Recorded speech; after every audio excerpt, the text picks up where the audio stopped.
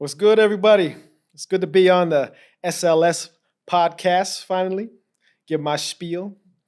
The hot topic today is a lot of people are in discussion, unfairly, in my opinion, comparing Michael Jordan, LeBron James.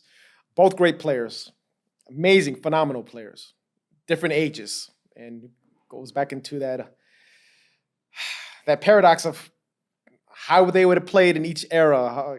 How would they compare if they played against each other? All these hypotheticals, which I think are unnecessary when we're dealing with these two great legends to be. So when you're dealing with Jordan and LeBron, I think people fail in terms of the comparisons. I'm going to do some comparisons, and I'm not going to get into statistics because I don't think it's important. I'll explain that later. One thing that stood out for me when I looked at the two and I juxtaposed the two athletes is Jordan and LeBron were both drafted by a team. Jordan with Chicago, LeBron with Cleveland. Jordan had to weather a number of situations, definitely a lot of hard-felt losses over the years to get where he got. But the thing that, to me, that sets the precedence is Jordan never wavered, and Jordan always stayed the course. Now, LeBron, on the other side, now I'm not knocking him for this. Free agency was different at this time. But he didn't weather the storm. And when things went bad, he jumped ship. And he left and tried to create this super team. They lost the first round. They lost the first year against Dallas. But more importantly, which is to me more embarrassing, was the embarrassing aspect of it is he got outplayed by Jason Terry. I mean, Jason Terry's a good player, but he's not a great player, not on the level of LeBron James. That's someone that LeBron is supposed to dominate. And like I said, we're juxtaposing it to there's no player, not one, not even close to somebody that he was even close to the stature of Michael Jordan, being competitive with him on the floor during playoffs or finals. He always outplayed anybody that was guarding him. Not a doubt. And everybody knows that. But those are things you have to consider. Those are things that stood out to me right away when I'm looking at these two and I'm juxtaposing the two. Getting played by Jason Terry. I think LeBron was averaging maybe 16, 17 points that series. Uncalled for. Ridiculous as a great. But it didn't go his way. That's fine. He's human. He's still a great player. But we're talking apples and oranges here. We're dealing with LeBron versus James. As we know, James he's a game manager. He plays the three. So that's another reason why it's kind of unfair to compare him to, because Jordan has a different job description as a scorer. His job is to score and win.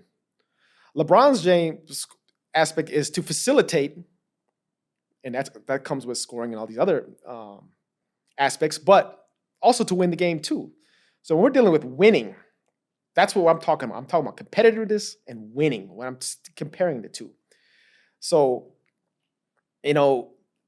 Jordan's team never went into a game 7 in the finals. They always played teams tough. They played some tough teams, and we'll get into that too. But Miami, for example, they got swept twice. Or maybe it wasn't swept twice, but I think I know for a fact LeBron got swept twice. And 2 of the other series went 4 games to 1. That's damn near a sweep too.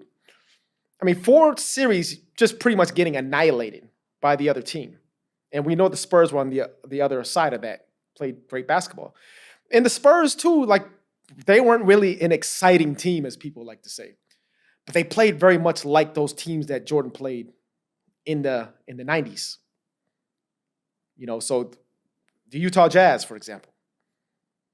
Tough team. A lot of people don't give them credit. Very good team. Probably the best team that Jordan played.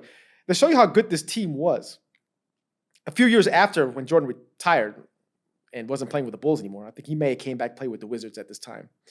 But when they played the Lakers, we're talking about Shaq, Kobe, Nick Van Exel, Karl Malone. They had 4 All-Stars on that team within a few years of Jordan leaving that Chicago Bulls team.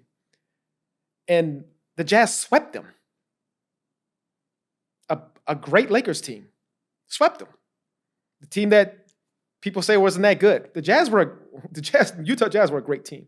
The Phoenix Suns were a great team. Portland Trailblazers were a great team. The problem was X factor. Michael Jordan was playing. Because we would have had all these different championship teams during this era if Jordan wasn't there. So that's another thing you got to keep in mind. Jordan pretty much broke a lot of people's dreams in those days. Another thing I never really understood, just a side note, I never understood why LeBron James, with the jumping ability he has and the finesse, why he never did a dunk contest. You know, was it that he didn't want to be compared to Michael Jordan in those dunk contests? I mean, we'll never know, but I think he could easily win a dunk contest. But that's one of the things Jordan is known for, those dunk contests, doing those other competitions, you know. Another thing that stood out that was very disturbing to me as a LeBron fan growing up. For them, I literally seen him quit and walk off the floor in the middle of a game against the Boston Celtics in the playoffs. Never seen that before from any type of competitor. I seen James wasn't getting his way, just walked off the court. Quit. You guys can look it up. Type it in YouTube. It's there. He quits games. That's why Kevin Garnett used to call him out so many times. And so did Paul Pierce. Because they seen another side of LeBron that we don't really see anymore. He's definitely grown from that phase. This is early into LeBron's years. You know what I'm saying? But it still has to be accounted for. We're not going to forget it. We'll forgive you, but we're not going to forget it. Jordan doesn't quit. Jordan plays all the minutes. And he plays hard. He plays to win the game. Like I said, I in my opinion, I can't prove it. But I think the Bulls played tougher teams. I think the teams play better team-oriented basketball, the way the game is supposed to be played. Not all this isolation BS that we watch today. You know, we're watching players. NBA is not a one-on-one tournament, okay? It's still a team game. It's played differently, different rules, but it's still a team game. And the San Antonio Spurs were the epitome of that. They played great team basketball. That's why they were so great for so many years. Truth about stats, like I said, I don't want to get into stats because, like I said, with the number of possessions that go back and forth in a game, somebody's going to get the rebound, and somebody's going to get the point, somebody's going to get the assist, somebody's going to get the block. Okay, that's great if somebody has a lot of those stats, like Westbrook when he had the record that year. But their team sucked. But he had great stats. Okay? And that's kind of segue into what I'm saying here. Is like LeBron has great stats. Obviously, his teams were better. He's better than Westbrook. But does it really matter if you're losing? Do stats really matter if you're losing? In any sport. We could talk about track and field. I was talking with my brother the other day. There was a world-class sprinter named Bingshin Su out of China. He ran 9.83 at the Olympics last year in the semifinal. And the guy was celebrated like he won the Olympic final because he never ran a time that fast before. Blew his old personal record out the water. And he was going crazy, knowing that he had the final race within 2 hours of that race that he just won at 9.83. A phenomenal race. A phenomenal time for the 100-meter dash. But he was so caught up into the stats. He lost track of what he was there for. To win the Olympic gold medal. Which we see that long jumper from Italy won the gold medal. Came out of nowhere. He got second or third place in that heat, but came back in the final and went even faster. I think went 9.80. Beat Bingshin Su time and got the gold medal. Now, the question I asked my brother was, would Bingshin Su won the Olympic gold medal if he wouldn't have over-celebrated after that semifinal and just held his composure and walked back into underneath the stadium, cooled off, re-warmed back up, and came back out there to compete, knowing that the reason why you're here is to win the gold medal, not to selfishly run personal bests in front of the world on the world stage. You could say the same thing about soccer, football. We could talk about stats all day. It doesn't matter if you're not winning. So I don't care about stats if you're not winning. Let's talk about stats if you're winning. Okay? One thing I will give LeBron, and I applaud him, his longevity. Absolutely amazing. I've never seen anything like it. You may be able to compare Kareem to it. I think he surpasses Kareem in my opinion. But for him to play this long and as effective as he has been from his rookie year to now, I mean, he could probably play like another 3 to 5 years easily playing the way he's playing. Maybe even longer if he wants to. So that's one thing you have to applaud LeBron is staying healthy. And I guess it comes with the investments he puts in. I think I heard he pays upward to $1 million, maybe even $2 million on rehabilitation per year, keeping him at full strength, full capability to play the game. You got to applaud him for that. He invested into his craft. So yes, longevity blows Michael Jordan away.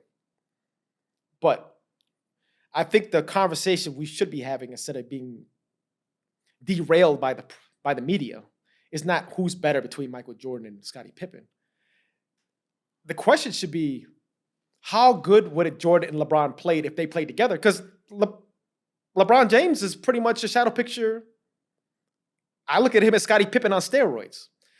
He's better. He's Scottie Pippen, but better. He's an enhanced version of Scottie Pippen. What if Michael Jordan, let's just say, Michael Jordan and LeBron James played together those last 3 championships? Or let's just hypothetically create this universe where they play together on the same team for X amount of years. The question you have to ask yourself is, would they have ever lost?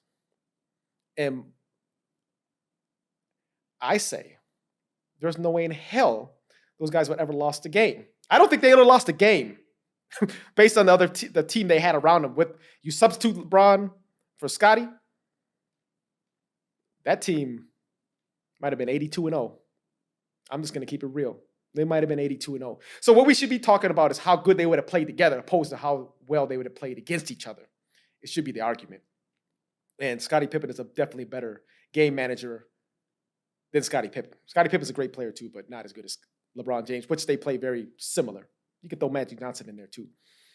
So that's my spiel. Love both players. Totally different games. Can't compare them, but you can compare the competitiveness. Jordan doesn't quit, and Jordan always wins.